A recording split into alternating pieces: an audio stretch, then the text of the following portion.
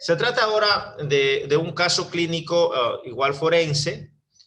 Por una disposición de fiscalía, yo tuve que ingresar a la cárcel del Rodeo a evaluar un paciente. Entonces, en la evaluación yo especifico eso, ¿no? Paciente a quien evalúo en el Centro de Privación de Libertad del Rodeo, donde desde su ingreso provoca y altera la dinámica administrativa. O sea, esto es importante porque si hay un enfermo mental que se caracteriza casi siempre por un trastorno de conducta, el enfermo mental, cuando ingrese a una institución penitenciaria, pues evidentemente no modifica su conducta, porque es algo imperativo que está o que es consecuencia de el estado, de su estado mental, ¿verdad? De la psicopatología. Y en ese sentido, este es un dato importante para nosotros, incluso en psiquiatría forense, porque vaya que a veces nos ponen a peritar casos delicados y a veces, claro, como yo les contaba, los abogados tienen esa intención de hacer evadir la responsabilidad penal de su cliente, haciéndolo pasar como un paciente, como un enfermo mental, ¿no? Pero sucede que a los que ingresan a la institución penitenciaria, pues no existe ninguna evidencia de que haya habido un trastorno de conducta secundario a las conductas bizarras y patológicas que tienen nuestros enfermos. Entonces, eso ya es un indicador indirecto de evaluación que nos permite pues informar la presencia o la ausencia de un enfermo mental, de una enfermedad mental a las autoridades. En ese sentido, como había provocado trastorno de conducta, el paciente no dormía bien, hacía bulla por las noches, todos los compañeros de pabellón estaban entonces molestos porque no dejó de dormir varias noches. Y en ese sentido, el primer abordaje que tengo yo no lo hago como un perito, sino que lo hago como médico del Ministerio de Salud Pública a cargo de los trastornos mentales. En ese sentido, yo ya conocí al paciente cuando el fiscal me dispone. Entonces, es lo que trato de explicar acá. ¿Sí? Yo ya lo conocía como médico del Ministerio de Salud Pública. Entonces, había encontrado un paciente despierto o vigil en su nivel de conciencia. Entonces, esto ya lo entendemos claramente, estudiamos la conciencia como función mental la semana anterior, hicimos bastante énfasis en que la conciencia es la base de las funciones mentales para poder evaluar las otras. Como decimos en la clase, más o menos la conciencia sería como el escenario del teatro en donde los actores son las otras funciones mentales. Memoria, atención, pensamiento, lenguaje, sexo, percepciones, etcétera, etcétera. Entonces, si no tenemos un escenario, ¿verdad?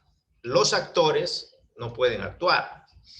En ese sentido, creo que quedó claro que los trastornos de la conciencia, tanto cuantitativos como cualitativos, pues definitivamente son importantes porque su presencia ya compromete prácticamente toda la psiquis del sujeto. Porque si está comprometida la conciencia, evidentemente no vamos a tener la estabilidad de las otras funciones mentales. Entonces, cuando yo comienzo inmediatamente especificando en la evaluación psicopatológica parte de la historia clínica, que encuentro un paciente vigila en su nivel de conciencia, quiero decir que tiene una conciencia pues lúcida, que está íntegra, es decir, que no está ni somnoliento, ni en estupor, ni en coma, y que tampoco tengo criterios para considerar que tengo un paciente con disociación de la conciencia. Entonces, sin embargo, el paciente se mostraba desorientado en tiempo, espacio y persona incluso. Esta es otra función mental, la explicaremos en algún momento. Se explica bien, creo que en el tercer video, o no, creo que en este segundo video, pero igual. en el video que vamos a pasarle, igual se describe la psicopatología de la orientación.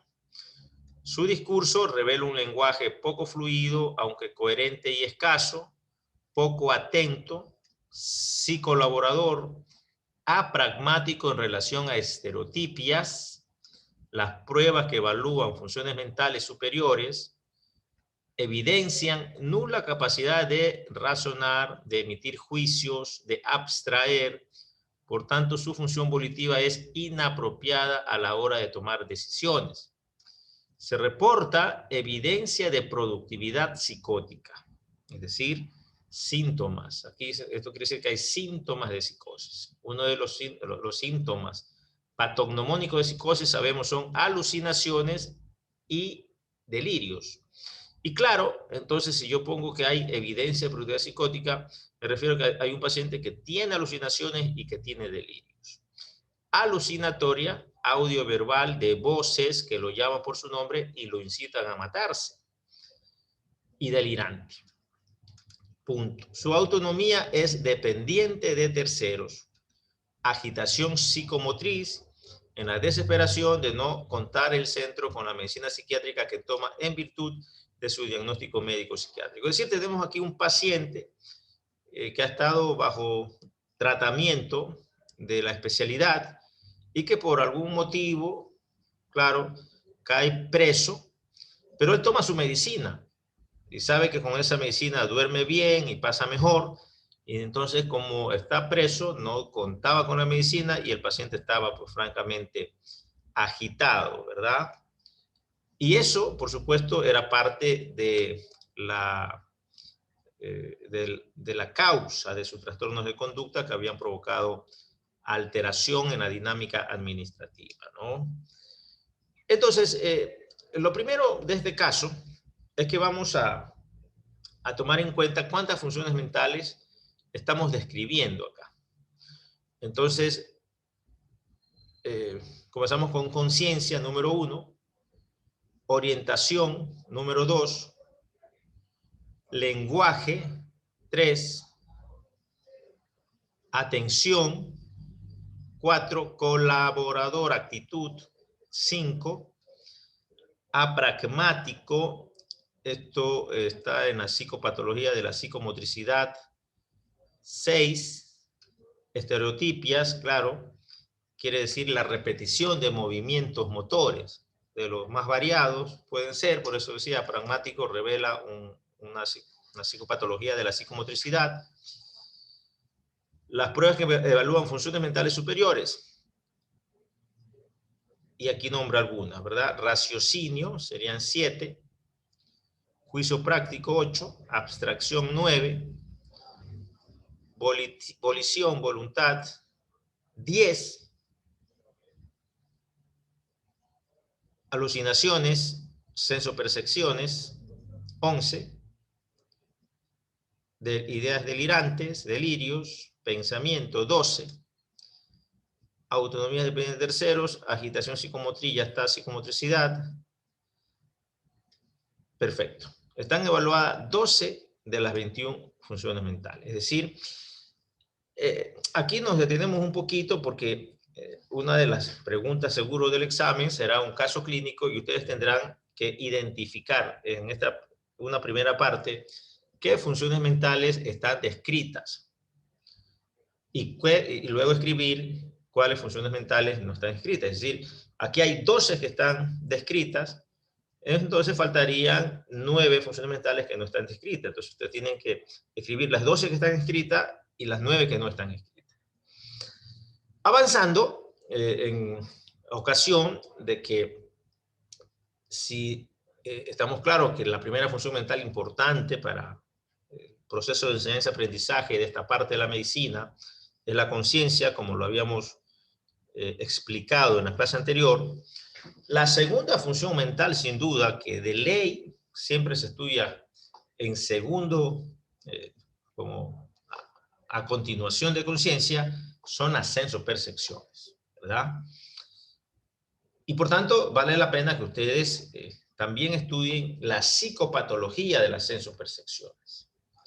Es decir, que son las sensopercepciones. Claro, en el video ustedes van a ver el concepto, van a ver cómo se evalúa y van a ver la psicopatología. Nosotros procuraremos un poco conectar cuál es la idea de que nosotros, que como docente queremos que ustedes tengan en las sensopercepciones y sobre todo qué relación tienen las sensopercepciones como función mental con la conciencia. Ya dijimos, a manera general, que la conciencia es el escenario de una obra de teatro donde los actores son las otras funciones mentales. Pues la principal, sin duda, son las sensopercepciones. ¿Por qué? Sensopercepciones es un término que reúne dos variables y vaya que a su vez dos funciones mentales también. Senso de sensaciones y percepciones de percibir, de concientizar un estímulo. Nosotros percibimos los estímulos del medio a través de los órganos de los sentidos. Por eso, esta función mental se llama sensopercepciones. Para poder percibir los estímulos del medio que nos rodea, externo o interno, porque me puede estar doliendo la uña del dedo gordo del pie y percibimos ese estímulo interno, o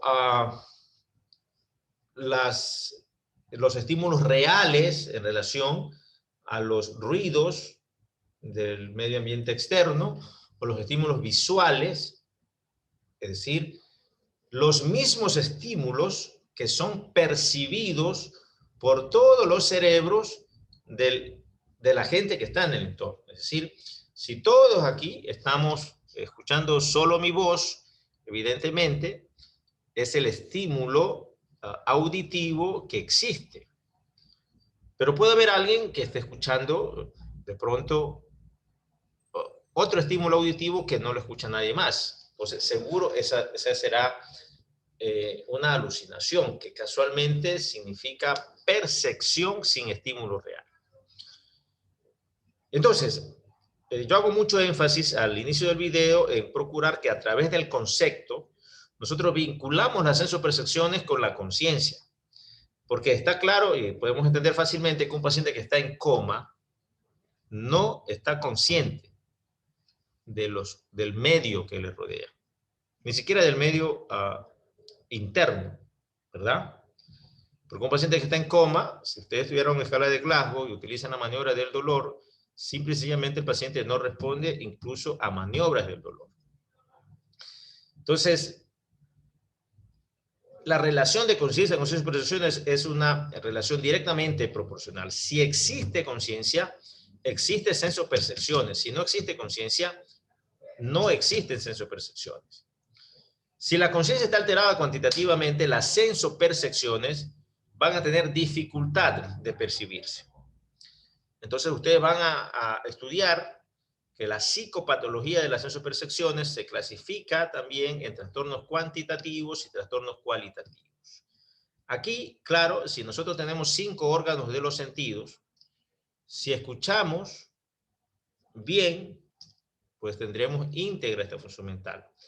Pero si no escuchamos bien, habrá una hipoacusia. O si no escuchamos nada, habrá una acusia, ¿no?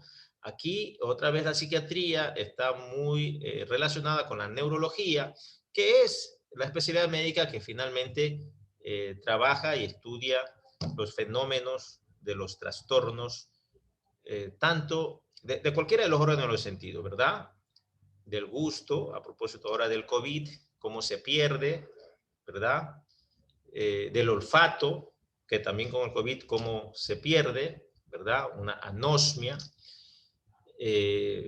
Asimismo, todos nosotros podemos experimentar a través de, si alguna vez nos han suturado algo, ¿verdad? Alguna herida, cuando ponen la anestesia, cómo nosotros no percibimos, ¿verdad? El trabajo que hace el cirujano que está suturando la herida.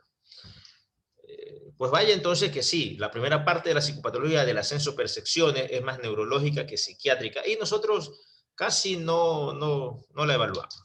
Pero los trastornos cualitativos de las sensopercepciones, sí. Porque no está afectada la cantidad de esta función mental, sobre todo ya vemos que hay dos etapas en esta función mental de sensopercepciones. La etapa de la sensación y la etapa de la percepción.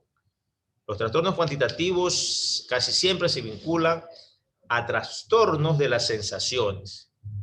Y vaya que en el video de la clase también explicamos bastante bien lo que son las sensaciones. Porque todos los órganos de los sentidos tienen receptores sensoriales periféricos específicos que son los que captan el estímulo del medio ambiente, ¿verdad? Los conos y bastones en la retina. En general, los receptores sensoriales específicos pues, son bien estudiados tanto en la fisiología cuanto también en neurología.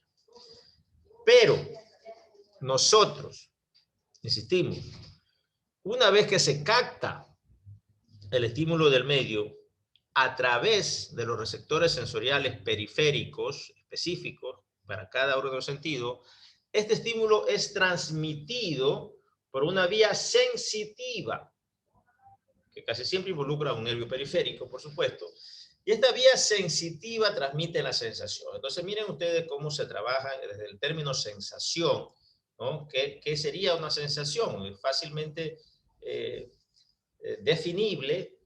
La sensación como el fenómeno que opera cuando un receptor sensorial periférico perteneciente a un órgano de los sentidos capta un estímulo del medio. Y luego lo transmite por el nervio, por la vía sensitiva aferente, claro, hasta el sistema nervioso central, sea vía de la médula o a través de los nervios craneales. Sea como fuere, las sensaciones llegan al tronco encefálico, al sistema nervioso central. Y de aquí pasan a través del tálamo, que aquí cumple una función de filtro, ¿verdad? A través de las vías tálamos corticales. Finalmente, este estímulo en el tálamo se dirige a la corteza cerebral específica. Pues si es un estímulo visual, irá al lóbulo occipital, donde está la corteza visual. Si es un estímulo auditivo, irá a la corteza auditiva, que está en el lóbulo temporal, y así por el estilo. Entonces, el médico tiene que estar claro que la conciencia es base para que exista sensopercepciones. Si hay conciencia, si el envío está íntegro en su conciencia, existe sensopercepciones. Y si existe las sensopercepciones, primero opera el fenómeno de la sensación. Es captado el estímulo a través del receptor sensorial que fuere, es llevado al tronco encefálico y de aquí por el tálamo a la corteza cerebral. Y cuando llega a la corteza cerebral, recién allí opera el segundo fenómeno, la percepción del estímulo, que no es otra cosa que la concientización del estímulo. En otras palabras, las sensaciones ocurren de manera periférica en los receptores sensoriales específicos, pero la percepción es un fenómeno que acontece siempre y exclusivamente en la corteza cerebral. Y una vez que se percibe el estímulo, existe un tercer fenómeno que se llama representación, porque todos los estímulos que se perciben son registrados en la memoria. Y ese evento de registrar en la memoria, de guardar en la memoria los estímulos que primero fueron sensación y después percepción, que se llama representación, hace que esta función mental de sensopercepciones idealmente debiera llamarse senso-perso-representación, porque para nosotros es muy importante. Miren que la siguiente función mental que estudiamos a propósito es la memoria, y antes de la memoria la atención, porque atención y memoria son dos funciones mentales que también van juntas, como conciencia y sensopercepciones. Eso lo veremos en la próxima clase. Pero es interesante que casos como, por ejemplo, un paciente que casado, feliz, con su familia, se encuentra después de 25 años con su primera novia de muchacho, adolescente, que realmente pues, hubo un fuerte vínculo afectivo de ambos, pero por cosas del destino pues se separaron y en un centro comercial, ¿verdad? El paciente describe que tiene la sensación de haber percibido el olor de la piel de su novia de hace 25 años. Y dijo, y claro, la mencionó, y finalmente no era una alucinación. Estaba la novia en ese centro comercial, se vieron a los 25 años y a ninguno de los dos le importó. Él no regresó a su casa, dejó a su familia y ella por consiguiente se fueron. Entonces, este ejemplo grafica bien lo que es la representación, cómo una persona registra un estímulo específico que alguna vez fue sensación, que fue percibido y registrado en la memoria. 25 años, ¿verdad? Y salió a la luz.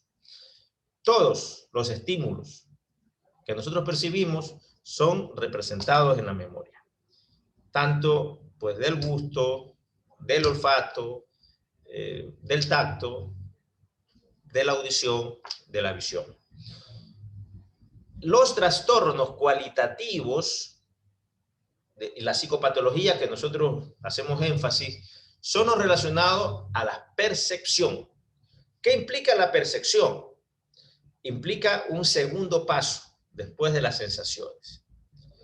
Y el síntoma más importante de los trastornos cualitativos de las percepciones son las alucinaciones. ¿Qué define una alucinación? Las alucinaciones lo define la percepción por la corteza cerebral de un estímulo irreal. Es una percepción sin estímulo. Si diéramos un concepto simple de alucinación sería ese, que es una alucinación, una percepción sin estímulo real. Y entonces, claro, el sujeto escucha voces, como en el caso del paciente, ¿no? Evidencia de productividad psicótica, porque las alucinaciones son síntomas patognomónicos de psicosis.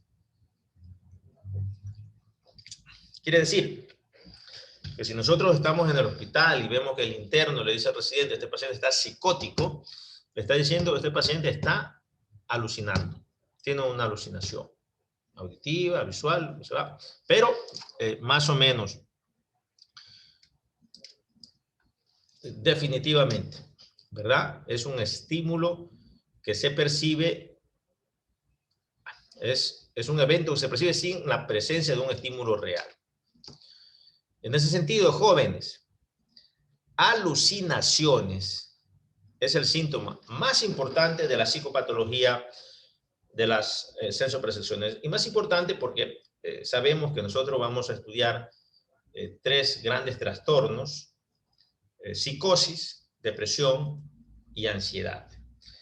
Y estamos diciendo que uno de los síntomas patognomónicos de psicosis para poder diagnosticarlo son las alucinaciones. Miren que por este síntoma estamos llegando a un diagnóstico, bueno, no es de hablar en esta clase, del trastorno esquizoafectivo.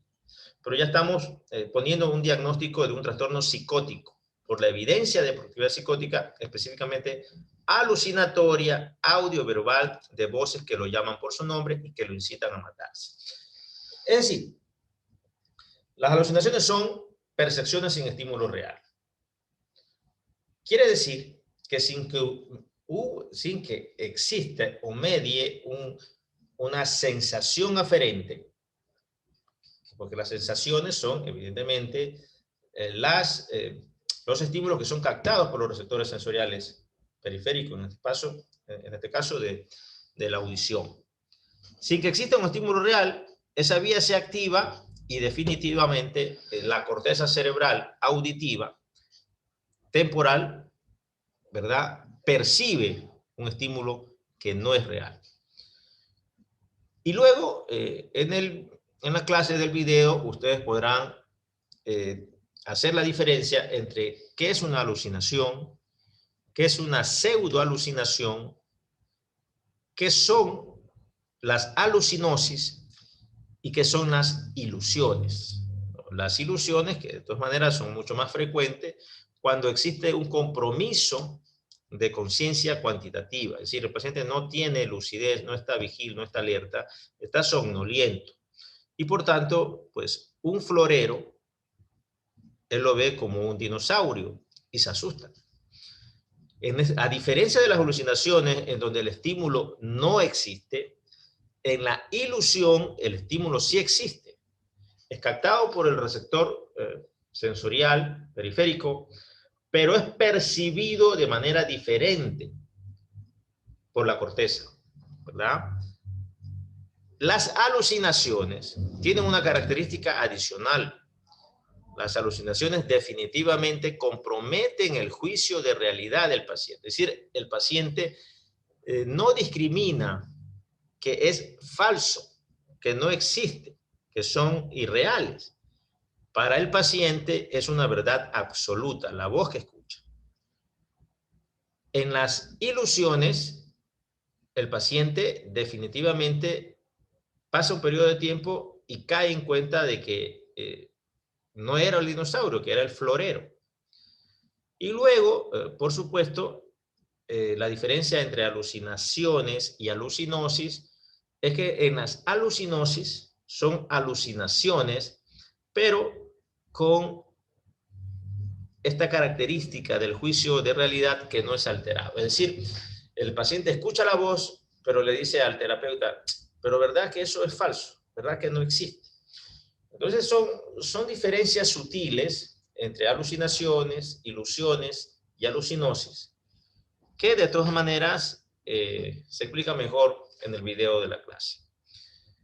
Pseudoalucinaciones, veremos que en la práctica no son sino alucinaciones de la representación, es decir, de los estímulos que están guardados, que salen a la luz sin que exista, pues evidentemente, el estímulo real. Por eso se llaman pseudoalucinaciones. Esto se ve muy frecuentemente con los celulares, ¿verdad? Es decir, de pronto nosotros escuchamos, tenemos una dependencia de alguna forma al celular, que de pronto cogemos el celular porque creímos que había sonado y lo escuchamos el timbre. Entonces, el timbre de nuestro teléfono está en una representación, es decir, alguna vez fue una sensación, fue percibido y fue guardado en la memoria. Pero de ahí se activa. Esa activación de una representación son las pseudoalucinaciones. De todas maneras, eso lo vamos a ver mejor en la clase. Entonces, miren, ustedes ahora, nosotros cada viernes tendremos asimismo el análisis de un caso.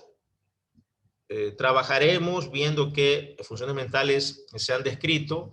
Dejamos la tarea para que ustedes se entrenen y ver qué otras funciones mentales nosotros no hemos descrito en el caso. Pero lo más importante es que siempre habrá un síntoma o signo de la psicopatología de una función mental importante. Porque vaya que prácticamente conciencia, senso, percepciones será el aporte de mañana. Y espero entonces que les vaya bien. Si ustedes tienen alguna pregunta, pues estamos para escucharlos. ¿Alguna pregunta, jóvenes?